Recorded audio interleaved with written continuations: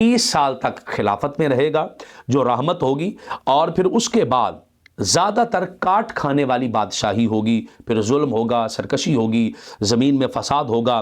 اور حکمران ایسے ہوں گے کہ وہ ریشم کو اور بدکاری کو اور شراب کو حلال سمجھیں گے، اور انہیں رزق بھی ملے گا ان حکمرانوں کو، اور اللہ ان کی مدد بھی کرے گا۔ یہ حدیث میں موجود لفظ ہے، لیکن وہ ہوں گے گمراہ اور لوگوں کو گمراہ بھی کریں گے، یہ حدیث کے اندر موجود ہے۔ اسی طریقے سے نبی پاک صلی اللہ تعالیٰ علیہ وآلہ وسلم کا فرمان موجود ہے کہ آقا علیہ السلام نے فرمایا معراج کی رات میرا ایک ایسے شخص کے پاس سے گزر ہوا کہ جو لکڑیوں کا بہت بڑا گٹھا جمع کر رہا تھا، اس کو اٹھانے کی ہمت نہیں تھی، مگر مزید لکڑیاں اس میں دھس رہا ہے، اس میں ڈال رہا ہے اور اضافہ کرنا چاہ رہا ہے۔